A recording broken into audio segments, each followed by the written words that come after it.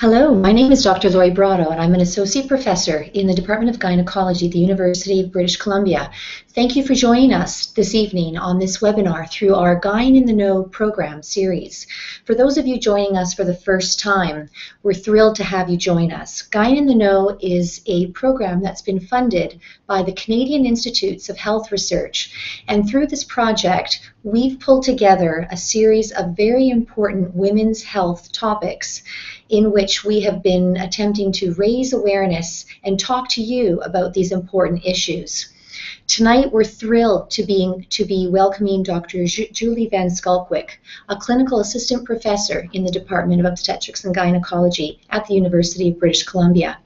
In addition to being a practicing obstetrician gynecologist, Dr. Van Schalkwyk is an expert in infectious diseases related to pregnancy and will be speaking to us tonight on HIV, hepatitis B, other infections, Can My Baby Get It?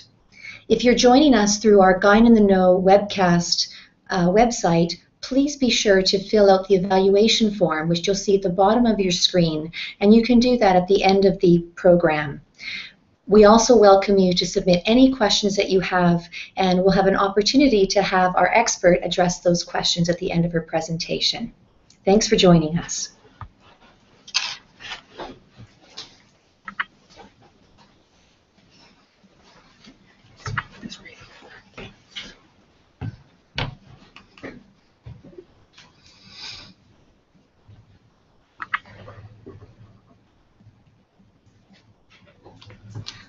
Thank you very much for that introduction, and my name is Julie Van Schalkwyk. Today I'm going to be speaking to you about the prevention of perinatal HIV, hepatitis B, herpes simplex virus, and the human papillomavirus. When we speak about perinatal infection, what we really mean is the infection that is transferred from mother to child. And there are many different organisms that can be transferred from mother to child, and I list just a few of them here. The mechanisms by which these actual infections occur are many, as are the organisms. So, perinatal infection can occur through the placenta, through the birth process, or through breastfeeding. Infection of the mother and the ability of infection to spread to baby depends on virulence factors, or the ability of the organism to infect. And the host, the mother's susceptibility or vulnerability to acquire infection. If an infection spreads through the blood, also called hematogenous spread, the thought is that depending on the organism, and if it is small enough, it's able to pass through the placenta, replicate or increase in numbers, and then infect the fetus. Some infections can result due to high levels of the organism being shed from the tissues that line the birth canal. And other infections can occur as a result of breastfeeding, where the infection actually exists within breast milk or within maternal blood and is transferred to baby through cracked, bleeding nipples. So the first infection I'm going to speak to you about today is HIV, or human immunodeficiency virus. This is a virus that has a likeness and infects T cells within our blood system, specifically CD4 positive T cells. These are cells within our immune system that are very important for fighting infection. HIV is spread through needle sharing, through contaminated blood products or blood transfusions historically, through sexual intercourse, as well as through pregnancy, which includes both the delivery and breastfeeding. With HIV infection, initially, most people don't have any kind of symptom. Some may complain of a flu-like illness or a mononucleosis-like illness. Now, in the absence of diagnosis or treatment, the natural history of this infection is that the virus continues to infect and destroy CD4 positive T cells, those important cells that we need to fight infection. And over time, our immune system is no longer able to fight infection well, or to provide sort of our ingrown ability to correct cancers that can occur before they spread. So it is this waning immunity that after about 8 to 10 years, we start to see very unusual infections in HIV, AIDS, and the development of certain cancers. Fortunately, over the last 2 decades, incredible research successes have allowed for a number of different effective treatments to be developed, and we have been able to change the course of HIV as a result of these medications. Now, this picture here is a cartogram, which is a visual representation of what the HIV infection rate is globally. And you can see by this map that Africa and India are grossly overrepresented. Canada, of course, is very small. You'll see it in that dark blue little typically large country we live in. However, although we are not grossly represented globally, there certainly still is significant HIV infection in Canada. Globally, there are over 30 million people infected. Now, in Canada, the estimated number of HIV infections by year is increasing. In 2011, over 70,000 people were infected with HIV. And what we've noticed over time, not only are the numbers increasing overall, but the proportion of those infected are increasingly women. So this is becoming more a heterosexual infection within our demographic. What is remarkable, as I mentioned previously, is the advances made by the HIV medications. Now, what we know now is that even if you're diagnosed with HIV, and if you're diagnosed particularly early with HIV, meaning that your CD4 T cell count is not too low, and you are started on medication and remain on medication for the remainder of your life expectancy is very similar to someone who was never infected with HIV. So this is very much now, for those who are able to access care and continue care, considered a chronic disease that is manageable.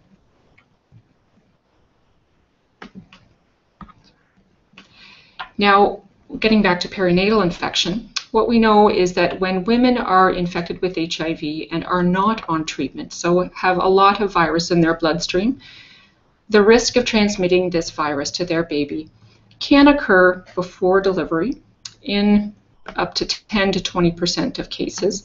The vast majority of transmission we know occurs during the labor and delivery process.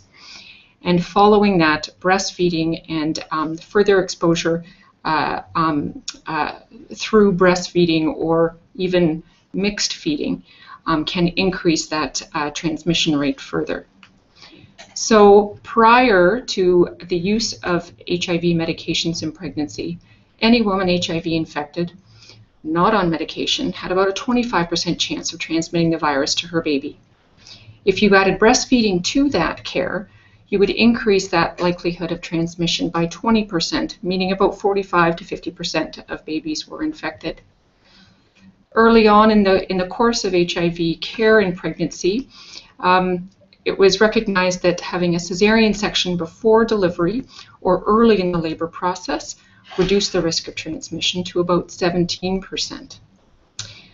And a remarkable trial undertaken and reported in 1994 looked at the use of one of the first HIV medications being delivered to women in labor through an intravenous line, found that they were able to dramatically further reduce the risk of transmission, where only about 8% of babies having normal vaginal delivery were infected. Studies beyond that then looked at adding other medications as it became more evident that adding medications, so taking at least 3 medications in today's terms, is going to provide the best reduction in viral replication or viral amount in your bloodstream.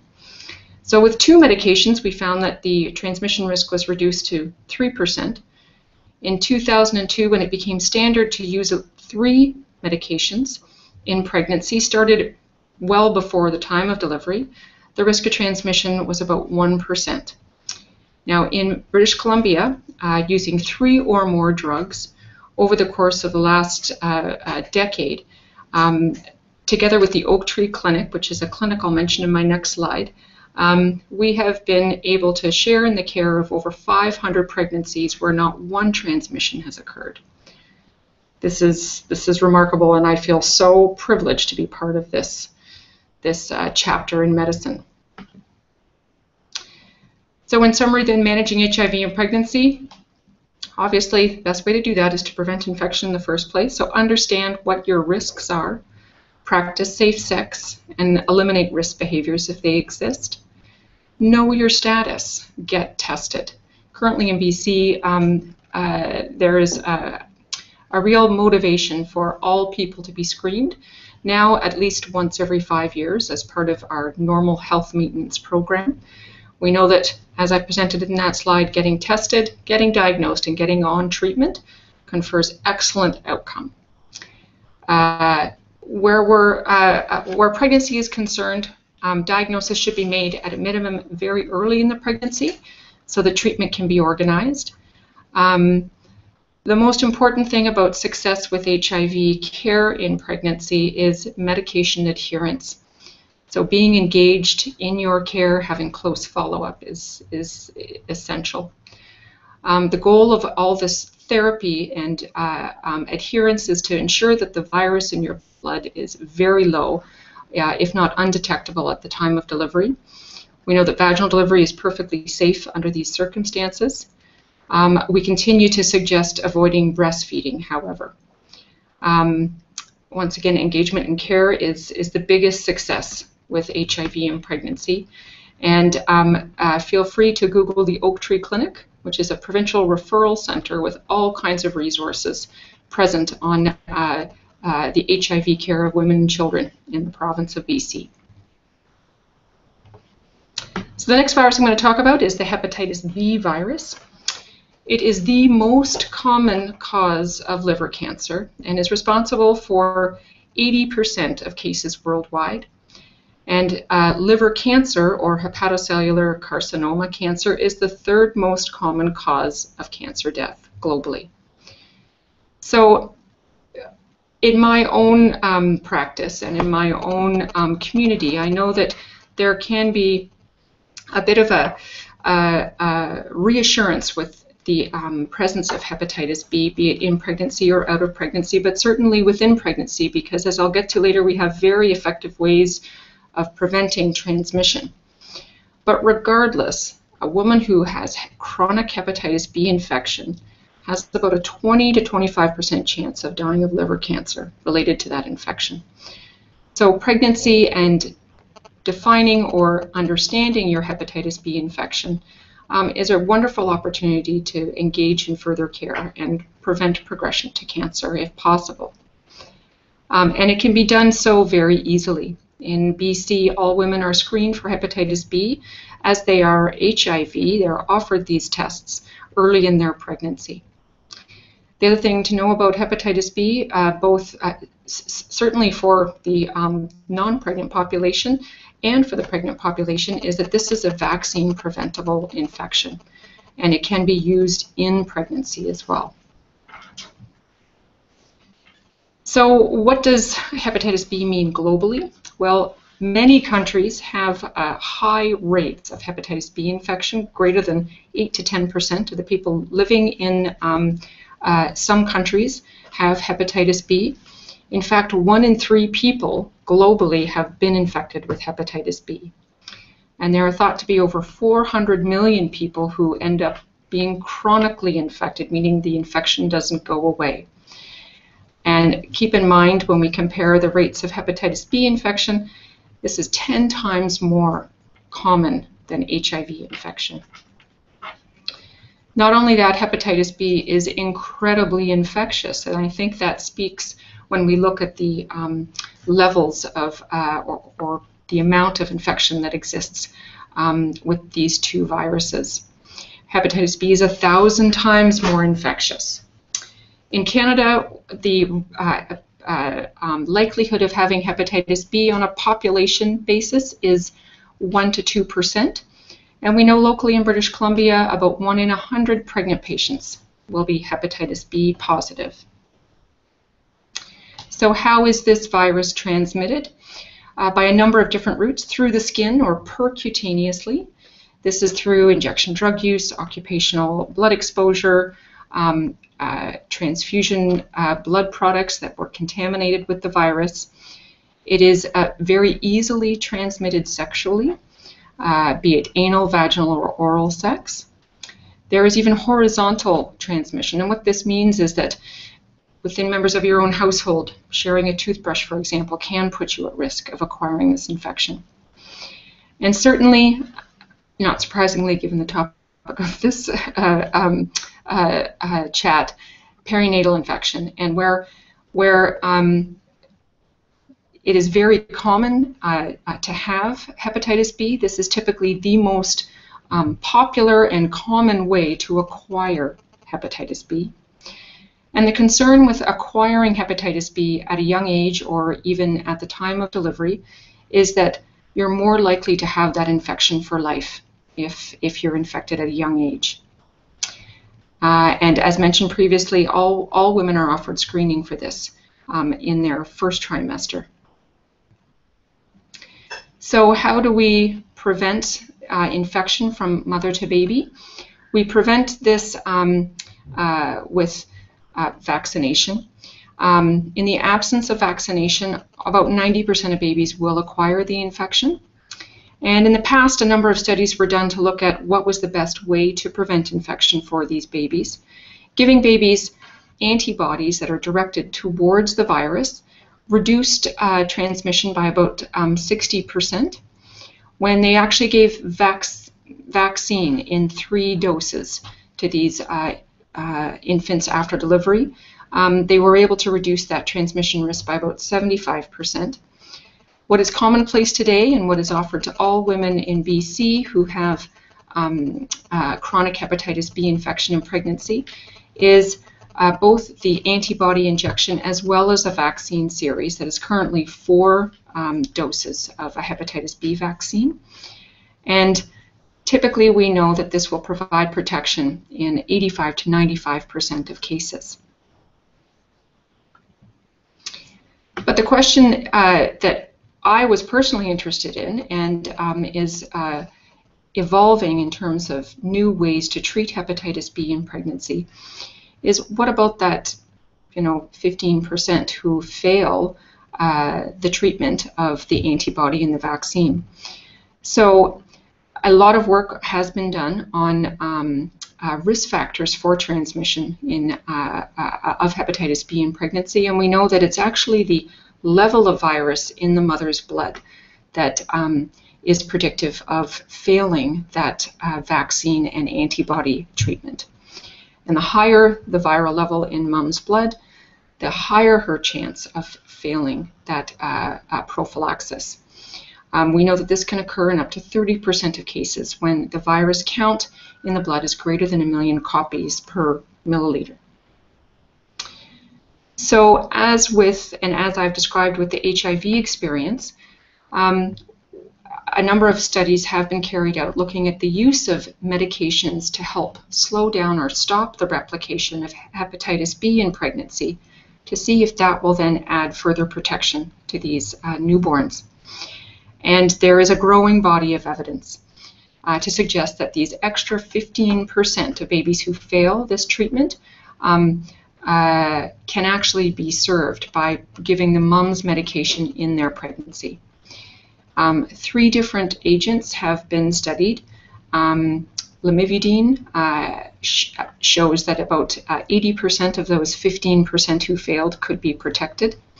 Another drug, talbivudine, is thought to be as effective, and a novel medication used in this situation is a medication called tenofovir. And further study is ongoing to try and ensure that this is a safe medication to use in pregnancy for both mom and baby in the long term. Now we're moving on to our third of 4 viruses that we'll cover today.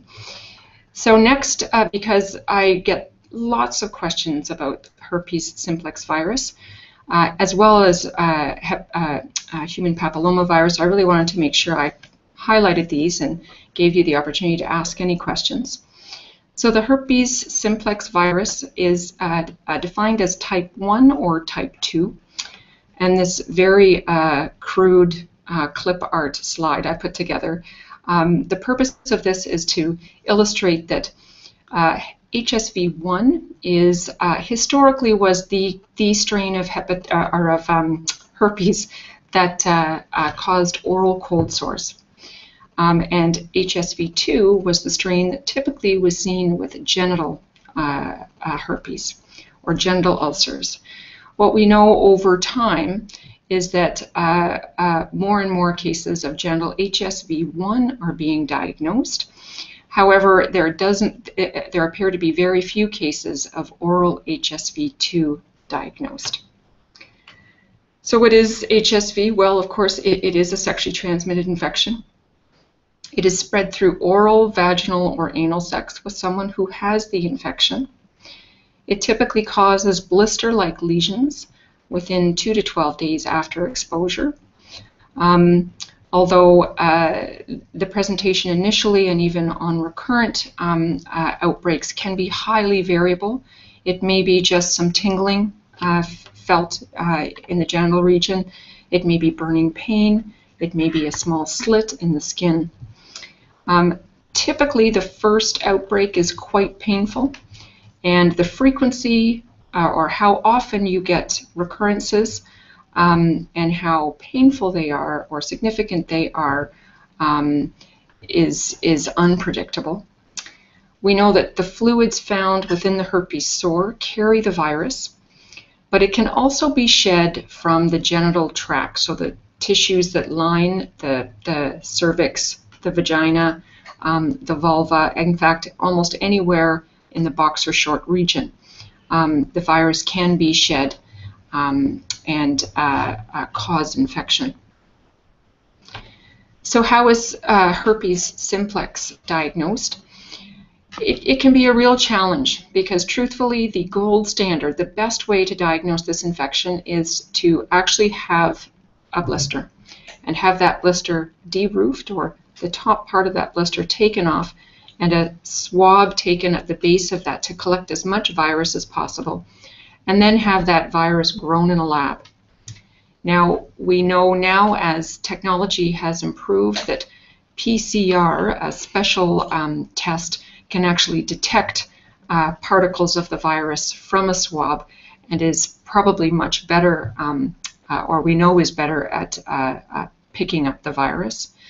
30% of blister lesions that are from recurrences of infection may actually culture negative.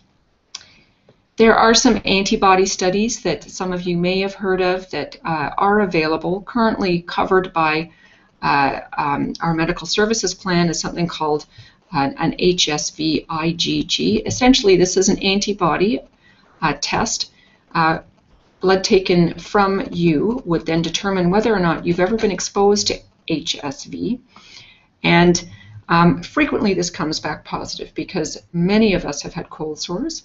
Not so many of us have had genital herpes, if you compare it to the number who have had cold sores, but all comers, about 80% of the population, will be HSV positive. Now, what this antibody study does not tell us is whether it's type 1 or type 2. So if it's type 1, it could be oral, it could be genital, we don't know. If it's type 2, there's a stronger belief that it's likely genital in origin. These two type-specific antibody tests are not currently covered by the medical services plan, but you can certainly talk to your doctor about ordering those and paying for them privately if it's going to help in your diagnosis. So how many people have genital HSV? Well, in a random sample of blood tests taken from pregnant patients in British Columbia, 17% were found to have the HSV2 antibody. Understanding, as I mentioned before, that more and more cases of HSV1 are being diagnosed generally, we can probably safely assume that about 30% of all pregnant women, and likely all individuals, male and female, of reproductive age, have genital herpes. Now, with HSV, there is no cure and there is no vaccine. The important thing to appreciate about this is what the symptoms are and to present for diagnosis. It's important in a pregnancy that you inform your care provider if you develop any of these symptoms. And we know that there are antiviral medications that can be used to shorten the duration of your outbreaks, but also, if taken on a daily basis, can reduce the likelihood of those recurrences coming back, as well as reduce the likelihood of you passing this virus on to a partner. Also very important, of course, is to inquire about your partner status. Are they aware if they're HSV positive? Have they ever been tested?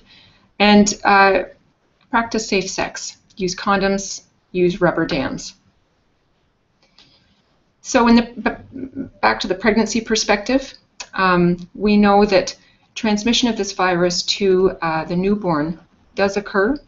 Fortunately, not incredibly often. It occurs about 1 in 3,500 births.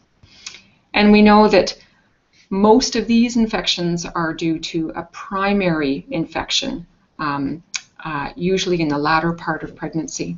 So this is a very first infection in the last 3 months of a pregnancy. What kind of infection it can cause to the newborn is either cutaneous or SEM, which refers to skin, eyes, and mouth involvement. It can cause disseminated disease where organs are infected with this virus, or it can cause central nervous system disease where seizures and swelling of brain tissues can occur. If this virus is transferred to baby in and around the time of delivery, baby typically starts to show some symptoms between 9 and 14 days, but it's usually once baby's discharged from hospital. With the use of antiviral medication and early recognition, mortality and morbidity rates, mortality rates as high as 85% have been reduced to 25%. So, as mentioned before, primary infection, which is the first infection of this virus, is riskiest in terms of its transmission to baby if it happens late in the pregnancy. And the reason being is you acquire the infection sort of integrates into one of your nerve roots, and it continues to shed virus, making baby exposed at the time of delivery. Not only that, your body hasn't had time to develop antibodies to this virus. And antibodies made by the mother typically pass through the placenta and help protect the baby. A recurrent lesion or shedding in the genital tract in a woman who's had a history of herpes lesions well before or even earlier in pregnancy, the risk of transmitting the virus to baby is much lower, about 2 to 4%. If we take all comers of women who have a history of genital herpes, the likelihood of her shedding significantly on, or of her shedding and infecting her baby is 0.04%. So the risk is quite low.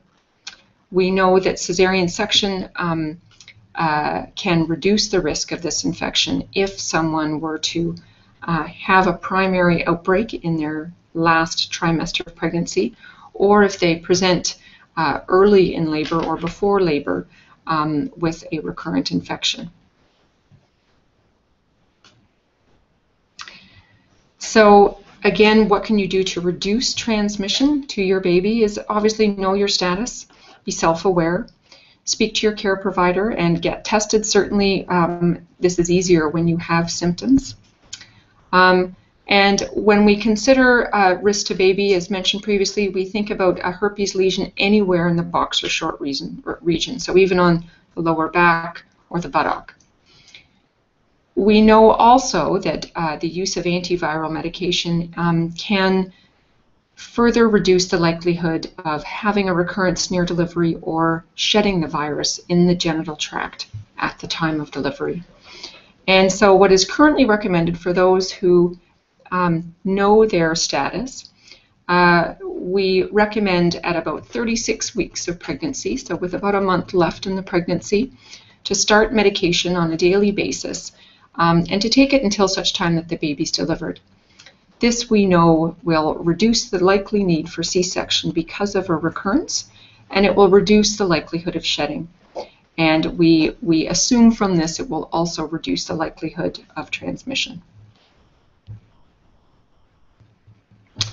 So lastly in our talk today is about external genital warts, or specifically human papillomavirus caused external genital warts in the setting of pregnancy. So the estimated prevalence of genital HPV infection in Canada and the US can be described in this pyramid diagram. Essentially, if you take all comers, sort of anywhere from aged 15 to 49, about 1% will have visible genital warts. About 4%, or pardon me, about 5% will have evidence of obvious HPV infection on a specialized examination of the cervix with a microscope. And about 15% will have evidence of active infection based on special swab tests that will detect the actual virus. Antibody studies, which again are blood tests taken and performed in the lab, can give us evidence as to whether or not we've ever been infected with a HPV virus before. And within the reproductive age group, about 75% of us at some point have been exposed to this virus, so it's everywhere. About 25% have no evidence of prior or current infection. So with abnormal cells on your cervix, or certainly with external genital warts, I've been asked by many patients, can I get pregnant? Should I get pregnant? Well, the answer certainly is yes, you can, and if your plans are to get pregnant, then certainly you should. But there are some caveats. External genital warts are known to increase in size significantly in pregnancy, and it's thought that this may be related to the immune system in pregnancy being slightly suppressed. We do not recommend a cesarean section for delivery where external genital warts are present, unless, of course, it physically obstructs the birth canal. And I've never seen a case significant enough to warrant a cesarean section. It's not to say that wouldn't exist. We know that these warts can be treated in pregnancy with either TCA, it's trichloroacetic acid. It's kind of a caustic chemical that kind of dries out the wart, or with liquid nitrogen or other safe ablative therapies. But this is only for cosmetics, and typically they come back as soon as you treat them. And treatment topically will not change your infectious status. I typically tell my patients it's important to come back and see me at 3 months after delivery, and I will examine them and offer them whatever treatment we feel is most appropriate. And I'm happy to say most patients do not come back and see me 3 months postpartum because their immune system has been reconstituted or regenerated to their full potential after delivery, and their warts are gone. So can I pass this virus on to my baby? Well, we know that human papillomavirus infection of the genital tract certainly exists in at least 15% of us of reproductive age. And we know that the virus can certainly get passed on to baby, and it can occur in as many as 30% of cases. But the vast majority of babies clear this virus. The concern with the strains of this virus that can cause warts is that there can be a risk of something called juvenile onset recurrent respiratory papillomatosis. And what that stands for, what that is the presence of wart-like lesions within the respiratory tract of children born and infected with one of these strains. There can be some significant morbidity associated with this. It fortunately is quite rare. It occurs anywhere from 0.1 to 2 per 100,000 deliveries. Risk factors for this include vaginal delivery, firstborn, and mother under 20 years of age. However, these in and of themselves should not define mode of delivery. It's not thought that cesarean section affords any further protection. What I hope that this slide and this sort of message has conveyed is that we know that HPV infection is vaccine preventable. This has been all over the media for the last number of years, and certainly understanding what HPV is all about and how it's not just about warts, it's not just about abnormal pap smears, but it can have a rare but potentially serious impact on pregnancy and newborns.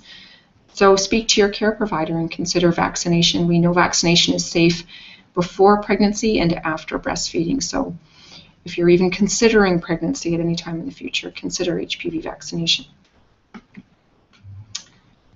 So in summary then, I hope I have provided some information that allows you to have an appreciation that a number of infections can have impact on pregnancy and on the newborn. Your best tool in preventing infection and transmission is knowledge of these infections, how to prevent them, and to seek medical care at the onset of symptoms, and to have comprehensive care in pregnancy. Ask questions of your partner and ask questions of your care provider. Get screened. Practice safe sex. Ask about vaccination, and access care very early or even before pregnancy. Thank you. We have a few questions that have come in, and for the first question, given that some of our listeners are from countries outside of Canada, you've talked about a variety of different medications that women might use to reduce the risk of transmission to their babies. Do you know anything about whether some of these medications are available in other countries outside of Canada? Very good question. So I speak from our provincial perspective, understanding how incredibly fortunate we are that nationally we have excellent funding for HIV medications in pregnancy.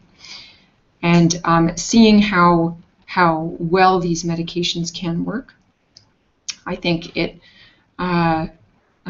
behooves us to make sure that we continue to seek funding so that any woman affected with HIV globally has access to these medications. I do know, unfortunately, that is not the case. The vast majority of pregnant women who are HIV infected and who get pregnant do not have access to care or these medications. And my hope is that over time, through a variety of mechanisms, we are going to be able to secure such treatment. We've heard from a number of women who say that they are afraid to get pregnant, whether they have hepatitis B or HIV or any of the other infections that you've described. They have a strong wish to become pregnant and be mothers, but they're quite afraid to become pregnant. What would you say to some of those women? Well, hopefully through some of the information I've provided today, I would counsel them that they should not be afraid. certainly in our sort of local setting, there is access to care and access to treatments that can significantly reduce any complications related to their infection and pregnancy. There is a service provided through BC Women's Hospital that is available to anyone within the province. It's a reproductive infectious diseases clinic where the care providers there are more than happy and, in fact, excited to see anyone who has any questions or concerns surrounding infections as they pertain to their pregnancy or even to their gynecologic health. Are there any things that a woman can do to completely prevent the transmission of her infection to her baby? Not get infected in the first place, I think that's the one way, the only way of absolutely preventing perinatal infection. And I think I've highlighted a few of those points throughout my talk in terms of ways to minimize the risk of acquiring infection, to get vaccinated where vaccines are available, to ask questions of your partners, to demand protection by use of condoms or rubber dams, whatever the case may be. But truth of the matter is, pregnancy itself is sexually transmitted, and most acquire a pregnancy by unprotected intercourse. So we are bound to have cases and put ourselves at potential risk of having infection. And over the last number of decades, there have been many milestones reached in terms of diagnosis and in terms of management of a variety of treatments in pregnancy. So I think we're much better positioned to care for many of the infections that can cause issue today than we were even a decade ago. As a follow-up to that question, given that this has been an area where scientists have made such incredible advances, do you think that there might be a day in the future where treatment will completely prevent the transmission from the mother to her baby? Well, yes. I mean, I hope in the future, of course, that for all diagnosed infections, there is a cure, an immediate cure, sort of rapid and real-time diagnosis and rapid and real-time cure. If not cure, then certainly significant treatments available that are safe, non-toxic in pregnancy, and are tolerable, and will reduce the risk of infection. We know, I mean, even the thought of eradicating HIV, if we're able to diagnose everybody and we're able to get everybody on treatment, there would be no further transmission, either horizontally or vertically. And you know, in an absolute ideal world, we would have an HIV-free next generation. So I believe the potential exists, but the reality of ensuring that all people have access to both the diagnostics and the treatments or cures is probably our biggest challenge. Mm-hmm. We have one last question that's come in. Dr. Van Schalkwyk, you're an obstetrician gynecologist as well as an expert in infectious diseases. But what about those women who live in areas where physicians with expertise like yourself don't exist? Can this be managed through the woman's primary care physician or family doctor, or do they need to move to a different city or get treatment outside of their area in order to see an expert? Very good question. So fortunately, as technology has evolved, so has our ability to provide telehealth. And I can truly speak only within sort of my area that I work, but provincially, For example, at the Oak Tree Clinic, we see about 30 affected pregnancies per year from all over the province. Not all women are able to make it to appointments. And many care providers throughout the province are very skilled at providing pregnancy and obstetric and delivery care. So we are certainly able to provide telehealth care with both the patient and their local provider.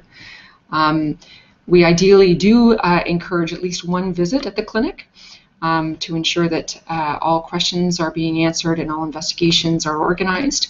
But we have certainly managed a number of patients at a distance.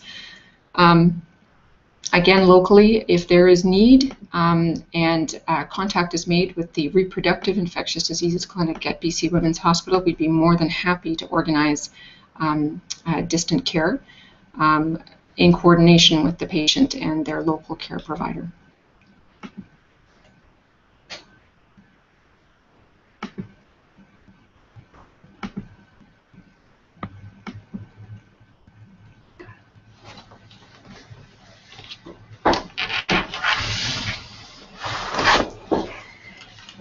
I really want to take this opportunity to thank you, Dr. Van Schalkwyk, for providing this information to our viewers this evening. This has been an incredible resource of up-to-date, accurate information from the scientific hallways straight to you.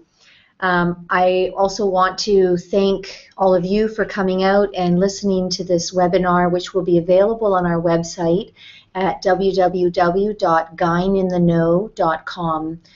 We ask you to please fill out our evaluation form, which is located on the bottom of your screen. And we hope that you will take this information and share it with other people that you know. Of course, this is the way that we raise awareness around important topics in health, and in particular in women's health, where there really is a need for this information to be shared on a global level so that the lives of women can be improved and essentially saved. Thank you so much for joining us.